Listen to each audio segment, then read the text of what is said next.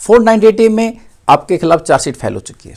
अब ऐसे में सबसे बड़ी कन्फ्यूजन ये होती है कि केस में आगे क्या किया जाए।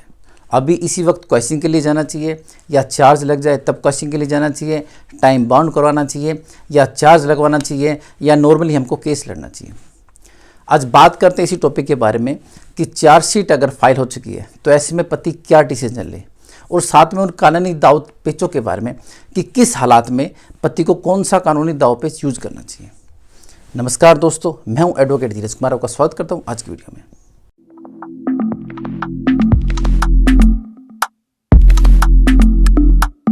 फोर 498 सेक्शन कभी भी अकेला नहीं आता, हमेशा कुछ सेक्शन को साथ लेके आता है। जैसे 406, 504, 509, 506, इसके अलावा 354, 376, 377, 34, कुछ ना कुछ सेक्शन इसके साथ लगे होते हैं। साथ में आपके फैमिली मेंबर्स के भी नाम जुड़े होते हैं। देखिए, इसमें आपके पास 5 रेमेडी हैं, 5 चीज़ें हैं जिनको आप यूज कर सकते हो और उनके द्वारा आप ये डिसीजन ले सकते हो कि भी मुझे 498 में चार्जशीट फाइल होने के बाद क्या करना चाहिए। सबसे पहले चीज़ आती है चार्ज। देखिए, अगर आपके खिलाफ जो चार्जशीट फाइल हुई है उसमें आपके फैमिली मेंबर्स के नाम निकाल दिए गए हैं, लेकिन वाइफ के पास कुछ झूठे एविडेंस है जो उसने आपके साथ घर पर रहते हुए कलेक्ट किए हुए हैं। आइए उन एविडेंस को दरकिनार कर दिया है कि भाई तुम्हारे पास जो एविडेंस है मैं उनको नहीं मानूंगा, और आपके फैमिली मेंबर्स के सबके नाम उसमें से हटा दिए हैं। अब ऐसे हालात में जबकि आपको पता है कि वाइफ के पास झूठे एविडेंस हैं, लेकिन जो इन्वेस्टिगेशन ऑफिसर है उसने चार्जशीट में से सबके नाम निकाल दिए और चार्जशीट फाइल की है, तो ऐसे में पत्नी उन नामों को दोबारा से ऐड करवा सकती है। मतलब आपके पेरेंट्स के, आपके भाई के, भाभी के या आपकी बहनों के जो नाम उसमें से निकले हुए हैं, वाइफ उनको कोर्ट में एप्लीकेशन लगवा करके ऐड करवा सकती है।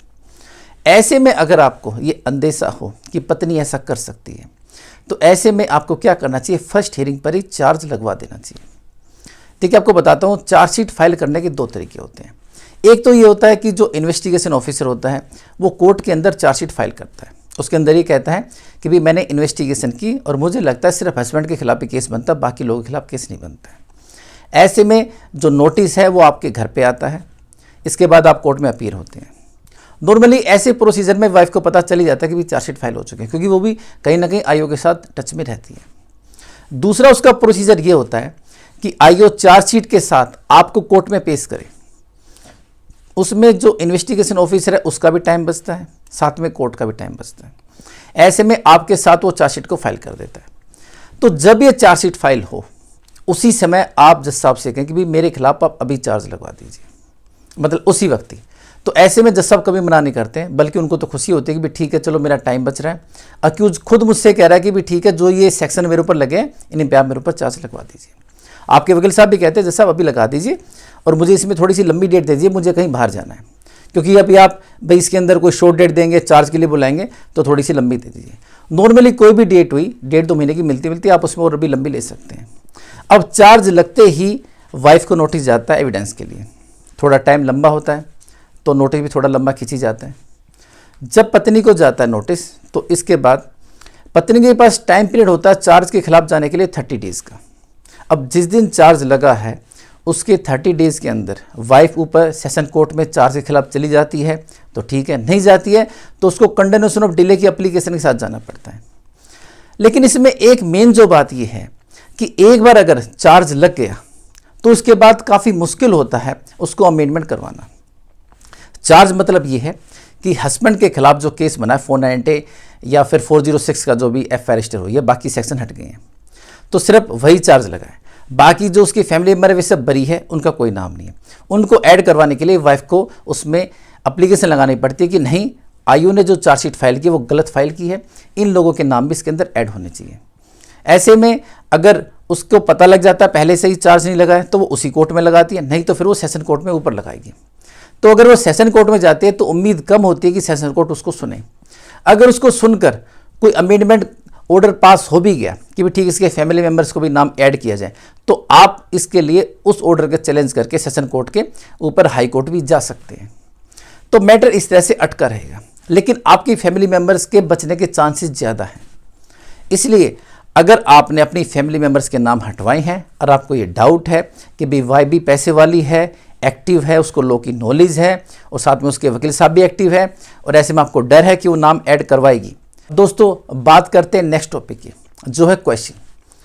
अगर आपको लगता है कि जो चार्जशीट फाइल हुई है वो गलत है, उसमें प्रॉपर इन्वेस्टिगेशन नहीं हुई है, आपके पास एविडेंस भी है। सपोज वाइफ कहती है कि देवर ने मेरे साथ बदतमीजी की, 354 IPC उसने उसके अंदर लगवाया हुआ है। आपके पास एविडेंस है कि जो आपका भाई है, जो देवर है, वो उस दिन वहाँ नहीं था, वो अपनी ड्यूटी पर था या कहीं बाहर स्टेट में था, उसकी कोई अटेंडेंस है। आईओ ने उसको कंसीडर नहीं किया है, आपने उसके पास एप्लीकेशन भी लगाई, उसको कहा भी, उसके हायर ऑफिसर उसके पास भी गए, लेकिन ये बात नहीं सुनेगी। तो ऐसी कंडीशन के अंदर आप डायरेक्ट क्वेश्चन के लिए जा सकते हैं। अगर ऐसा कोई भी एविडेंस है आपके पास तो आपको क्वेश्चन के लिए जाना चाहिए।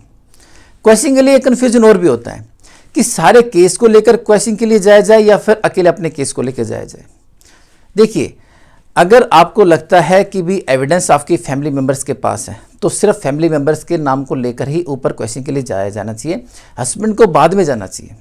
कई बार स्टार्टिंग में सारे चले जाते हैं और कुछ ऐसे एलिगेशन हस्बैंड के खिलाफ लगे हुए हैं जिनके खिलाफ अगर पत्नी एविडेंस ना दे तो भी काम चल सकता है, मतलब कि कल को वो अपनी गवाही दे तभी वो चीज़ साबित होगी। तो ऐसे में उस चीज़ को ड्रॉप करना चाहिए। तो अपना नाम ड्रॉप करके कोशिश करें कि फैमिली मेंबर्स के लिए क्वेश्चन में जाए। हालांकि क्वेश्चन में अगर आप चार्जशीट फाइल होने से पहले भी गए हैं तो अब दोबारा से बाद में भी जा सकते हैं।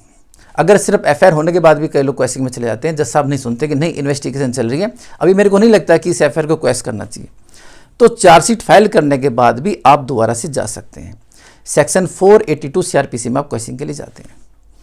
इसमें आप प्ली रखते हैं कि भी पहले जैसे मैं क्वेश्चन के लिए गया था, ये मेरी पॉइंट थे, लेकिन आईओ ने अपनी चार्जशीट में इन चीज़ों को अभी भी कंसीडर नहीं किया, उनके रिगार्डिंग कुछ लिखा ही नहीं, कुछ बोला ही नहीं है। तो ऐसे में इस पॉइंट पर दोबारा से आप क्वेश्चन के लिए जा सकते हैं। तो आपके पास अगर पॉइंट है, आपके पास ऐसा कोई एविडेंस है जो कि पूरे केस को झूठा साबित करता है, तो ऐसी कंडीशन में आपको क्वेश्चन के लिए जाना चाहिए, वरना क्वेश्चन के लिए नहीं जाना चाहिए। हमारा थर्ड पॉइंट है क्वेश्चन आफ्टर चार्ज। देखिए, क्वेश्चन लगाने के कई तरीके हैं, जैसे कि मैंने अभी बताया आपको कि भी हम FIR होने के बाद भी लगा सकते हैं और चार्जशीट फाइल होने के बाद भी, और चार्ज लगने के बाद भी। अगर आपको लगता है कि हमारे पास अभी ऐसे कोई पॉइंट नहीं है कि हमको क्वेश्चन में अभी लगाने चाहिए है, या फिर कोई ऐसी एविडेंस है कि भी अभी अगर हम उनको ऊपर लेके जाएंगे तो जज साहब कंसिडर नहीं करेंगे, तो निचली जो कोर्ट है उसी के सामने उनको लगा करके, और कोई प्री एविडेंस समनिंग है उसको बुला करके तब हम ऊपर जाए, तो ऐसा भी हो सकता है। देखिए, जरूरी नहीं है कि चार्ज लगने के बाद ही गवाही हो।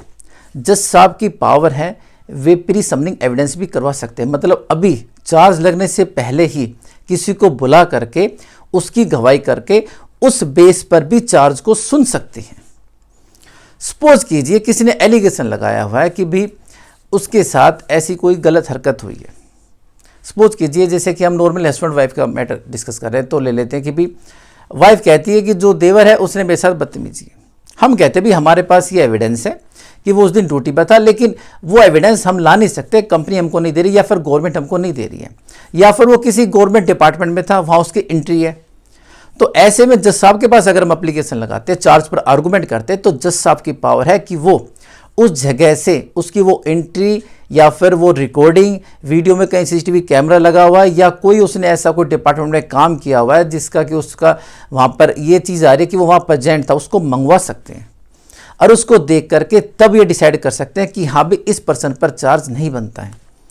तो कई बार ऐसा भी करना चाहिए, जरूरी नहीं कि हर चीज़ के लिए हाई कोर्ट ही भागे क्वेश्चन ही करें।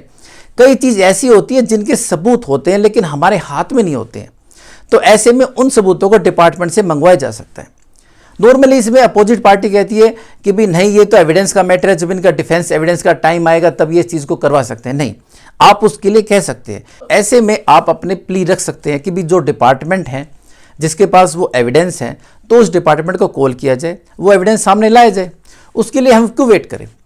तो इस तरह से अगर कोई भी ऐसा एविडेंस है जो आपके पास नहीं है लेकिन आपको पता है, तो आप उसको कोर्ट से मंगवा करके चार्ज से पहले ही, चार्ज लगने से पहले ही उसको मंगवा करके कोर्ट के सामने रख करके और उसके अंदर आप आर्गूमेंट करके उस चीज़ को ख़त्म करवा सकते हैं, चार्ज से उसका नाम डिलीट करवा सकते हैं। आप 91 CRPC की एप्लीकेशन लगवा कर भी ये एविडेंस मंगवा सकते हैं। इसके अलावा जज साहब की खुद की भी पावर होती है कि वे अपनी पावर को यूज करें और ऑर्डर पास करे और जो भी एविडेंस जिस भी डिपार्टमेंट में है या कोई इंसान है उसको वहाँ बुलवा करके उस एविडेंस को एग्जामिन करके और जरूरत हो तो आपसे भी क्रॉस करवा करके उस पर ऑर्डर पास कर सकते हैं और चार्ज को अमेंडमेंट कर सकते हैं। और किसी का नाम है तो चार्ज से उसको डिलीट कर सकते हैं।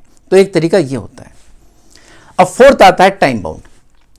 सपोज कीजिए आपके पास एविडेंस है लेकिन आप उसको भी शो नहीं करना चाहते। सपोज कीजिए कि भी झगड़ा हुआ है और आपके पास वाइफ की कोई वीडियो है या कोई चैट है या कोई ऐसी चीज़ है जिसको आपने अभी दिखा दिया तो वाइफ उसके रिगार्डिंग कोई ना कोई बहाना बना देगी, मतलब कोई ना कोई ऐसा झूठ बोल देगी या कोई ना कोई ऐसा एविडेंस और उसके सामने ले आएगी जिससे वो चीज़ झूठी साबित हो। आप नहीं चाहते कि उसको अभी पता चले, क्योंकि अगर हम क्वेश्चनिंग में जाएंगे तो उस एविडेंस का उसको पता चल जाएगा, या अभी चार्ज पर आर्गूमेंट करेंगे तो भी उसको पता चल जाएगा। तो ऐसे में हम टाइम बाउंड करवाते हैं, क्योंकि उस एविडेंस को हमको उसको क्रॉस में पूछना है। जब वो अपनी गवाही देगी, अपनी स्टेटमेंट लिखवाएगी, तो हम उससे वो चीज़ पूछेंगे। उसके लिए टाइम बाउंड होना जरूरी है ताकि केस जल्दी चले, जल्दी खत्म हो। क्योंकि हमारे पास अगर सबूत है तो हम क्यों चाहेंगे कि केस लंबा चले, हम चाहेंगे केस अभी खत्म हो जाए। और बहुत सारे एविडेंस ऐसे होते हैं जो कि दिखाने के नहीं होते, मतलब उस एविडेंस को दिखाकर आप क्वेश्चन नहीं करवा सकते, लेकिन आप उस एविडेंस के बल पर आप केस जीत सकते हैं। तो जब ऐसे हालात आपके सामने हो तो हमको टाइम बाउंड करवाना चाहिए। हमको कुछ समय रुक करके बाकी जो और भी केसेस हैं उनको लेना चाहिए, और साथ में जो ये 490 का एफआईआर का केस है उसको लेना चाहिए, और उनको लेकर सीधे डायरेक्ट हाई कोर्ट जाइए, हाई कोर्ट से टाइम बाउंड करवा के ले आइए। और जो एविडेंस है उनको फिर सामने रख करके आप वाइफ का क्रॉस कीजिए और साथ में अपने केस को जीतिए। तो ये सिचुएशन है जो आपको सोचना है कि कब क्या करना है। अब आता है फिफ्थ पॉइंट। सपोज कीजिए आपका केस बहुत ज़्यादा स्ट्रॉन्ग है, मतलब आपके अगेंस्ट में है। अब ऐसे में भी प्रॉब्लम ये है कि अगर हम केस जल्दी लड़ते हैं या जल्दी कोई शुरुआत करते हैं या केस जल्दी ख़त्म हो जाता है तो हमको सज़ा पक्की होगी। ऐसे में हमको सोचते हैं कि भी केस थोड़ा धीरे आराम से चले, शायद पत्नी किसी और मैटर में सेटलमेंट कर ले, जैसे कि और कोई केस चल रहे थे 490 के अलावा भी डोमेस्टिक वायलेंस का भी होता है, 125 का भी होता है। तो ऐसे में क्या पता वहाँ पर सेटलमेंट हो जाए। इस केस को अगर थोड़ा सा जल्दी चला गया तो फिर हमको सज़ा हो सकती है, या वाइफ को ऐसा लगा कि भाई मैंने कोई अच्छी एविडेंस दी, उसके वकील साहब भी कह सकते हैं तूने अच्छी एविडेंस दी है तो इनको सज़ा हो जाएगी।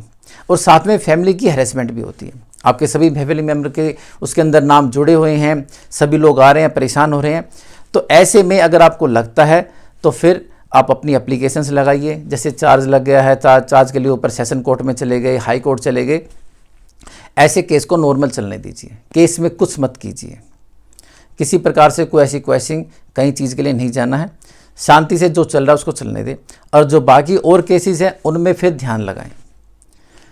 तो ये तरीके हैं केसेस के बारे में कि कब किस हालात में, किस एविडेंस में, किस सिचुएशन में हमको क्या करना चाहिए।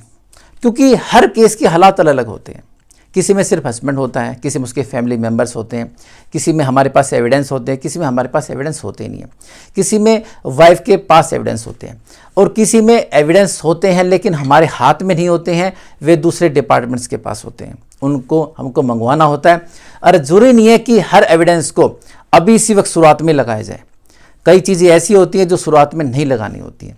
जैसे कि सपोज कीजिए वाइफ ने कोई ऐसा केस किया हुआ जिसमें कि 354 के एलिगेशन फैमिली मेम्बर्स के ऊपर लगाए हुए हैं, तो कोर्ट थोड़ा हिचकती है कि भी ऐसे में इस केस को चले, इसको प्रूव हो, वाइफ भी अपनी स्टेटमेंट दे, तभी हम इसको हटाएं।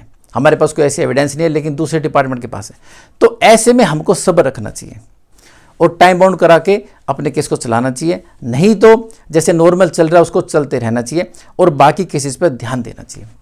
तो दोस्तों ये सारी स्ट्रेटजी है जो मैंने आपको बताई है, इसके अनुसार आप डिसाइड कीजिए कि केस में क्या करना है, क्या नहीं करना है, किस हालात में कौन सा डिसीजन आपको लेना है और क्या कानूनी दावपेच आपको यूज़ करने हैं। तो दोस्तों आशा करता हूँ आज की वीडियो आपको पसंद आई होगी। अगर आप मुझसे कॉन्टैक्ट करना चाहते हैं तो नीचे दिए मेरे नंबर 9278134222 पर कॉल करके कॉन्टैक्ट कर सकते हैं। मेरी टीम आपको असिस्ट करेगी। या मुझसे मीटिंग करना चाहते हैं सुप्रीम कोर्ट में, द्वार कोर्ट में, मेरे चैम्बर में आकर मुझसे मीटिंग भी कर सकते हैं। तो मिलते हैं एक नई वीडियो में नई जानकारी के साथ, तब तक के लिए नमस्कार।